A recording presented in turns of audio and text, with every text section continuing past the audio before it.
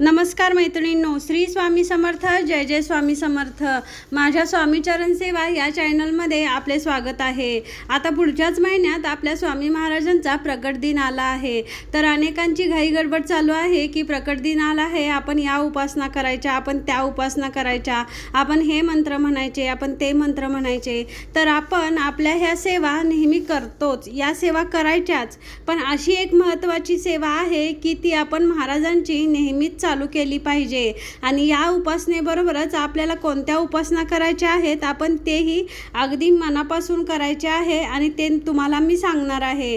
तर मैत्रिणींनो, व्हिडिओ अगदी शेवटपर्यंत व्हिडिओ स्किप न करता बघा, तुम्हाला नक्कीच चांगली माहिती मिळेल आणि व्हिडिओ तुम्हाला देखील आवडेल. आणि याप्रमाणे तुम्ही नक्कीच महाराजांची सेवा कराल. तर तुम्ही मैत्रिणींनो, आता आपण व्हिडिओला स्टार्ट करूया. आपण जेव्हा एकमेकांना भेटतो तेव्हा काय म्हणतो, काय कसं चालू आहे, बरं आहे काय, हा प्रश्न आपण केला जातो आणि आपल्याला समोरून उत्तर देखील येते. जगात आपण अनेक प्रकारचे सोपस्कार पार पाडतो, पण एक सोपस्कार आपण पार पाडत नाही. म्हणजे जेव्हा आपण उपासना करतो तेव्हा स्वामींना बघतो, मंदिरात मठात स्वामींचे दर्शन घेण्यासाठी जातो, आपण स्वामींची मनोभावे पूजा अर्चा करतो, नमस्कार करतो, मुजरा करतो, आपण सगळं करतो. पण एक गोष्ट करत नाही, ती जी आपण मनापासून केली पाहिजे आणि न चुकता केली पाहिजे. काही जण करत असतील, अनेक जण करतही असतील किंवा अनेक जण करतही नसतील. पण मैत्रिणींनो, आपल्या संसारात आपण इतकं गुंतलोय की आपल्या लक्षात पण येत नाही की आपण हे करावं किंवा बोलावं. मैत्रिणींनो, आपण जेव्हा स्वामींबरोबर असतो किंवा स्वामींसमोर असतो, मग ते मंदिरात असू दे, घरात असू दे, केंद्रात असू दे, अगर कुठेही स्वामींसमोर असू, तर सर्वात प्रथम आपण स्वामींना नमस्कार करायचा आणि स्वामींना विचारायचं की स्वामी तुम्ही कसे आहात, स्वामी तुमचा आजचा दिवस कसा गेला, तुम्ही सर्वांना एवढ्या अडचणीतून बाहेर काढता, सर्वांना चांगले मार्ग दाखवता, सर्वांचं कल्याण करता, सर्वांना दुःखातून बाहेर काढता. स्वामी तुम्ही प्रत्येकांना संकटातून बाहेर काढता, तसेच सगळ्यांना योग्य मार्ग दाखवता. स्वामी तुम्ही नेहमी इतरांसाठी म्हणजेच आपल्या भक्तांसाठी प्रयत्न करत असता. स्वामी तुम्हाला काही त्रास तर होत नाही ना, तर तुमच्या त्या त्रासासाठी तुम्ही माझ्याकडून सेवा करून घ्या. कोणती सेवा करायची ते तुम्ही मला बुद्धी घाला, त्या बुद्धीप्रमाणे मी, माझी पात्रता नाही की तुम्हाला विचारायचं की मी तुमची काय सेवा करू. अगर मला सांगा तुम्ही की कोणती सेवा करू, मला तुम्ही तशी बुद्धी घाला, अशी स्वामींकडे प्रार्थना करायची आहे. आणि आपल्या प्रतीने आपल्या मनापासून आपण स्वामींची सेवा करायची आहे आणि स्वामी तुमचे आशीर्वाद आम्हाला लाभू देत अशी प्रार्थना करायची आहे. ही सेवा तुम्ही स्वामींसमोर रोज बसल्यावर करायला पाहिजे. हे म्हणून झाल्यावर आपण स्वामींना चरणस्पर्श करायचा आहे, स्वामींचे पाय दाबले पाहिजेत, स्वामींना रोज आपण वारं घालायचं आहे. इतक्या सर्व लोकांच्या प्रॉब्लेम स्वामी सोडवत असतात.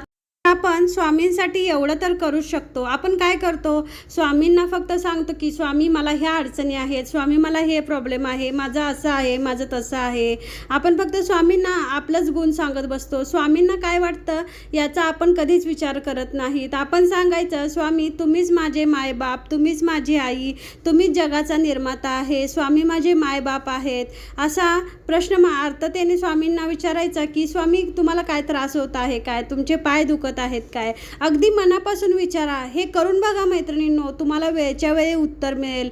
सर्वांचं कल्याण करून स्वामी आपल्याला मार्ग दाखवतात. तर आपण नक्कीच स्वामींसाठी हे करू शकतो. आपण स्वामींच्या पाठीवरून हात फिरवायचा, स्वामींचे पाय दाबायचे, स्वामींना वारं घालायचं आणि स्वामींना मनापासून प्रार्थना करायची. स्वामी मी अज्ञानी बालक आहे, तुमची सेवा करताना माझं काही चुकत असेल तर तुम्ही मला योग्य मार्ग दाखवा, माझी इच्छा पूर्ण करा. महाराजांना सेवा ही अतिशय गोड आहे. महाराज इतर कोणत्याच गोष्टीची आपल्याकडून अपेक्षा करत नाहीत. त्यामुळे आपण ही सेवा महाराजांची जरूर करावी. महाराजांची सेवा, महाराज तुम्ही माझी ही सेवा गोड मानून घ्या, हे स्वामींना सांगायचं आहे. स्वामींची चौकशी करायची आहे. त्या दिवशी तुम्ही स्वामींना तुमचे प्रॉब्लेम सांगत बसू नका. एखाद्या दिवशी तुम्ही हे करून बघा.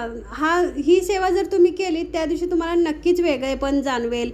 तुमच्या शरीरात एक वेगळीच पॉझिटिव्हिटी निर्माण होईल. याप्रमाणे तुम्ही तुम्ही एक दिवस ही सेवा करून बघा, ही सेवा करायची तुम्ही कधीच सोडणार नाही. रोज आपण ही सेवा करायची आहे आणि यावर स्वामी आपल्या प्रत्येक प्रॉब्लेमवर स्वामी आपल्याला सोल्युशन देतात.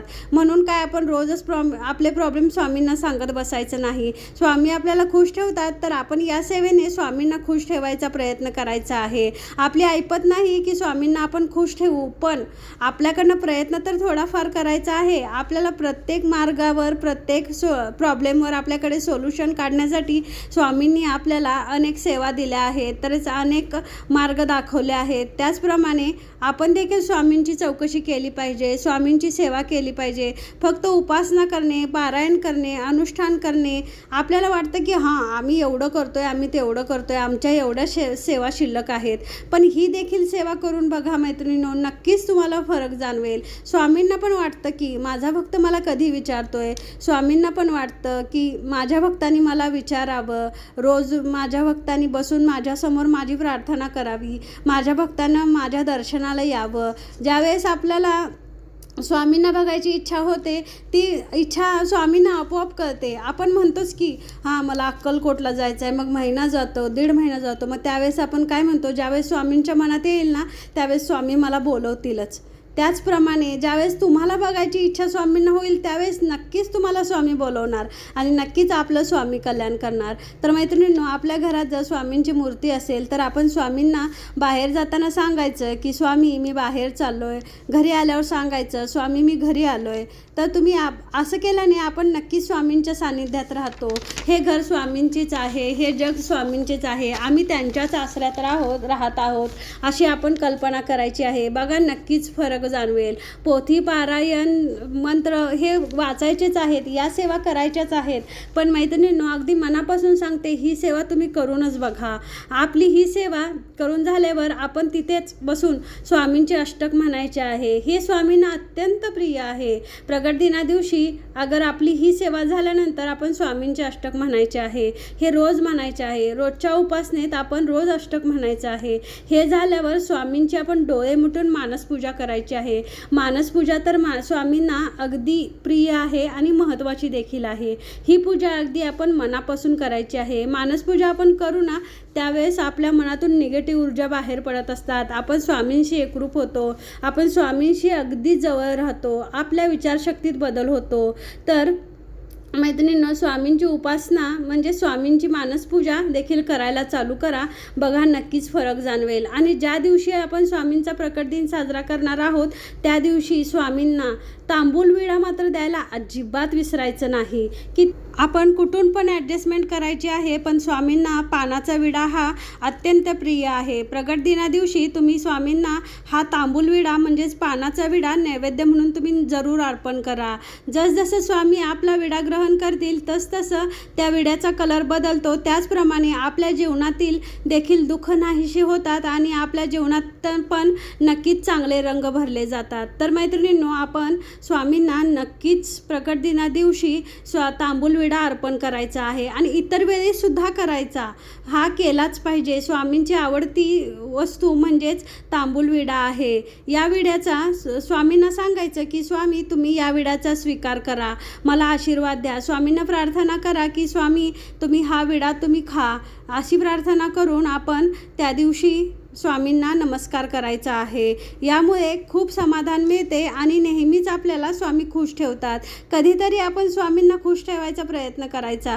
नेहमीच आपण स्वामींसमोर आपलेच गुण गात असतो आणि आपल्याच अडचणी सांगत असतो.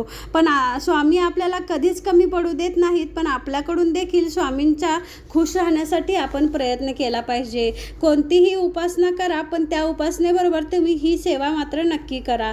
तर मैत्रिणींनो, सर्वांना स्वामी प्रकट दिनाच्या हार्दिक हार्दिक शुभेच्छा आणि सर्वांना स्वामी शुभ आशीर्वाद देऊ, सर्वांचे कल्याण करो, हीच स्वामीचरणी मनापासून प्रार्थना. झालेली सेवा स्वामीचरणी रुजू. तर मैत्रिणींनो, तुम्हाला जर माझा व्हिडिओ आवडला असेल तर तुम्ही माझ्या व्हिडिओला नक्की लाईक आणि शेअर करा आणि माझ्या चॅनलला सबस्क्राईब करा. श्री स्वामी समर्थ. जय जय स्वामी समर्थ.